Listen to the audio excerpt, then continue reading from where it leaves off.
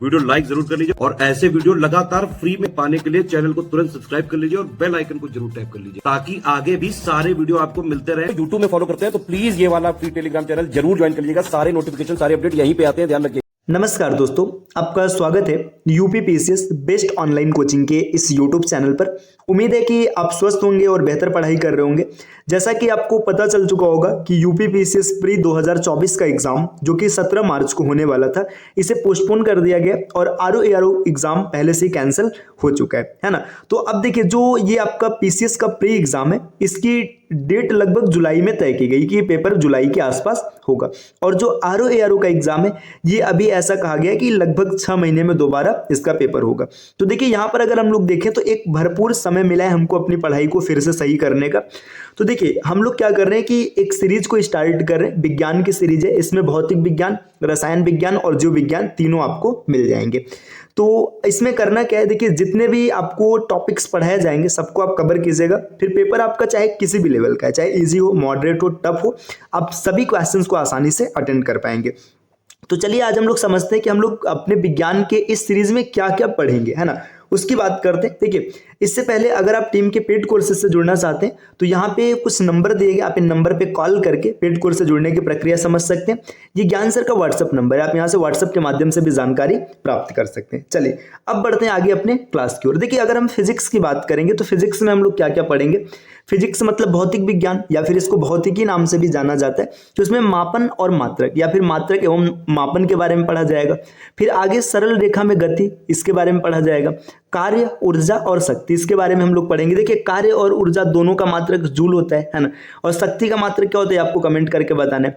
गुरुत्वाकर्षण के बारे में पढ़ेंगे, गुरुत्वाकर्षण क्या होता है। प्रत्यास्थता के बारे में पढ़ेंगे। प्रत्यास्थता मतलब जैसे देखिए, एक रबर है, मान के चले गए रबर इतना छोटा है ना, आपने इसको खींचा, खींच करके इतना बड़ा हो गया, है ना।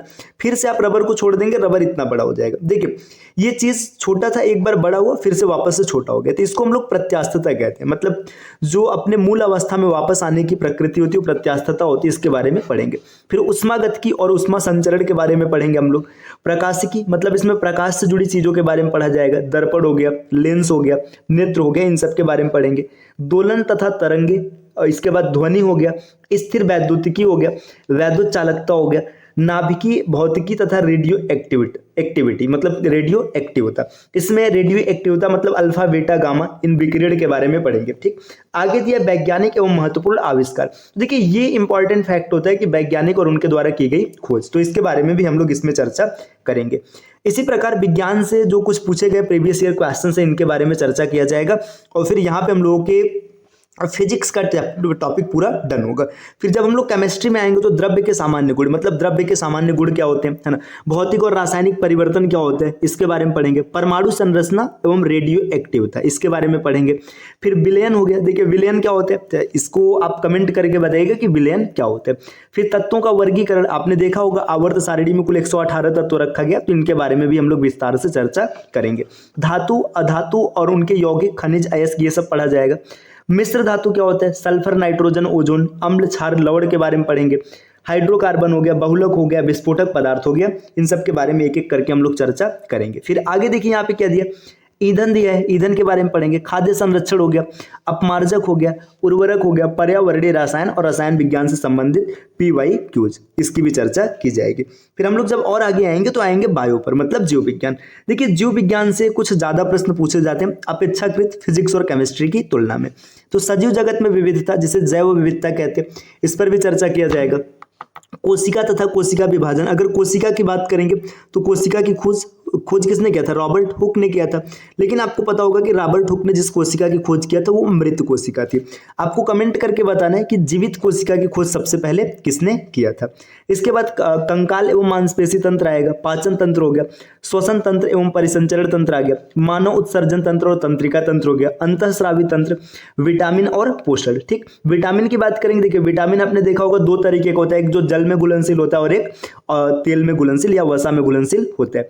अगर जल में घुलनशील की बात करेंगे तो विटामिन बी और सी, ये जल में घुलनशील होता है, जबकि ए, डी, ई और के ये क्या होता है, ये वसा में घुलनशील होता है। तो इसकी भी विस्तार से चर्चा की जाएगी। इसके रासायनिक नाम क्या होते हैं, इनकी कमी से कौन सा रोग होता है ना।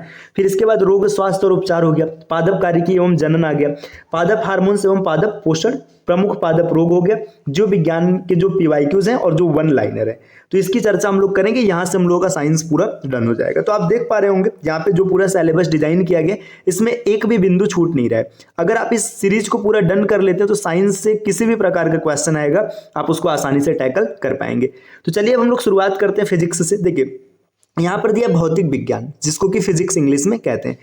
प्राकृतिक विज्ञानों की श्रेणी का एक मूल विषय भौतिकी है। देखिए जो प्राकृतिक विज्ञान है उसकी श्रेणी में सबसे मूल विषय कौन सा है? भौतिकी है। इस श्रेणी में अन्य विषय जैसे रासायनिक विज्ञान तथा जीव विज्ञान भी सम्मिलित है। मतलब अगर विज्ञान की श्रेणी की बात करेंगे तो इसमें रसायन और भौतिक भी आता, मतलब जीव विज्ञान भी आता है। भौतिकी को अंग्रेजी में फिजिक्स कहते हैं, यहाँ पे आपने देख ही रखा है।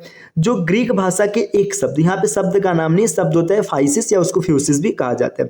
फ्यूसिस से व्युत्पन्न हुआ है जिसका अर्थ होता है नेचर। तो देखिए जो फिजिक्स है ये ग्रीक वर्ड फाइसिस या फ्यूसिस कहा जाता है, इससे डेवलप हुआ है या बना है, वो मतलब उससे डिराइव्ड है। इसका अर्थ क्या होता है? इसका अर्थ होता है नेचर, मतलब प्रकृति। इसका तुल्य संस्कृत शब्द है भौतिकी। मतलब जो भौतिकी है ये संस्कृत का शब्द है जिसका उपयोग भौतिक जगत के अध्ययन से संबंधित है। मतलब जो भौतिक जगत है उसके या जो भौतिक संसार है उसका जो अध्ययन है वही भौतिकी कहलाता है। इस विषय की यथार्थ परिभाषा देना न तो संभव है और न ही आवश्यक। मोटे तौर पर हम भौतिकी का वर्णन प्रकृति के मूलभूत नियमों का अध्ययन एवं विभिन्न प्राकृतिक परिघटनाओं में इसकी अभिव्यक्ति के रूप में कर सकते हैं। देखिए भौतिकी के बारे में यहाँ पे बताया गया कि जो मूलभूत नियम है प्रकृति के उसी का अध्ययन करना फिजिक्स कहलाता है। अब चलिए आगे बढ़ते हैं। देखिए यहाँ पर बात किया जा रहा है मात्रक एवं मापन। तो देखिए मात्रक और मापन के बारे में पहले मैं आपको थोड़ा सा यहाँ पे समझाता हूँ। देखिए मापन क्या होता है? अगर बात करेंगे मेजरमेंट, इसको इंग्लिश में मेजरमेंट कहा जाता है, ठीक।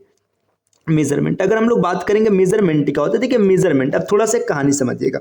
मान के चलिए यहाँ पर आपके पास एक तराजू है, ठीक, एक तराजू है, इसको तराजू मान लीजिएगा। आपने यहाँ पर एक कोई निश्चित मतलब फिक्स पैटर्न का एक बाट रख दिया, आपने रख दिया 5 किलो, ठीक। देखिए ये क्या है? ये फिक्स है, फिक्स है मतलब ये क्लियर है कि 5 किलो। अब यहाँ पर आप कोई अज्ञात चीज रख रहे हैं, ठीक, मान के चलिए आप आलू रख रहे हैं, आपने ऐसे आलू चढ़ा दिया, अज्ञात है ना। अज्ञात का मतलब इसका वेट आपको नहीं क्लियर है। तो देखिए यहाँ पे एक चीज ध्यान दीजिएगा, ये जो 5 किलो ये क्या है? ज्ञात है, मतलब ज्ञात है कि 5 है, और ये स्थिर भी है।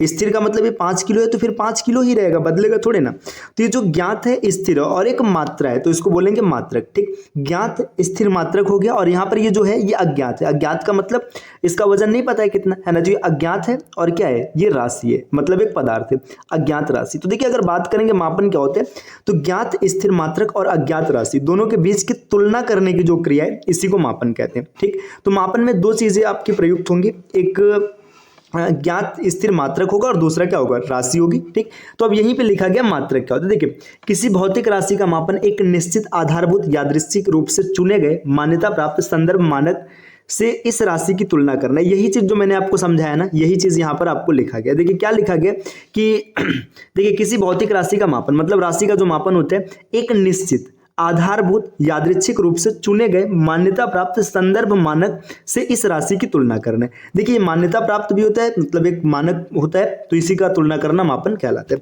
यह संदर्भ मानक मात्रक कहलाता है और इसी को बताया गया कि मात्रक कहलाता है।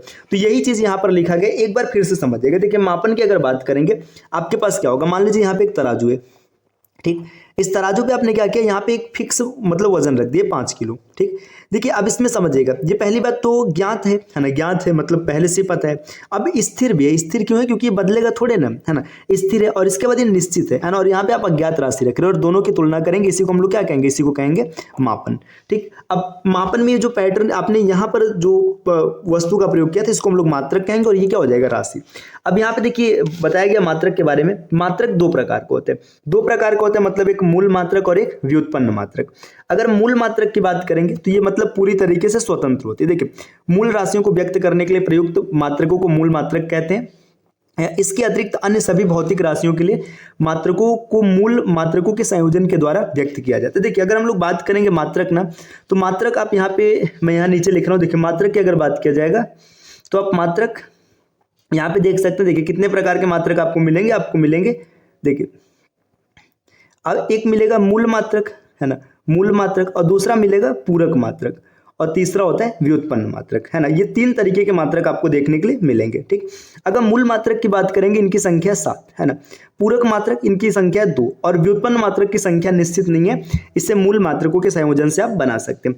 अब मूल मात्रक, व्युत्पन्न मात्रक और पूरक मात्रक क्या होते हैं, एक एक करके हम लोग सबकी चर्चा विस्तार से करेंगे। तो इसको समझने के लिए आपको थोड़ी सी राशि की जानकारी होनी चाहिए। जब राशि आपको पता रहेगा तो आप आसानी से इन मात्रक को समझ पाएंगे।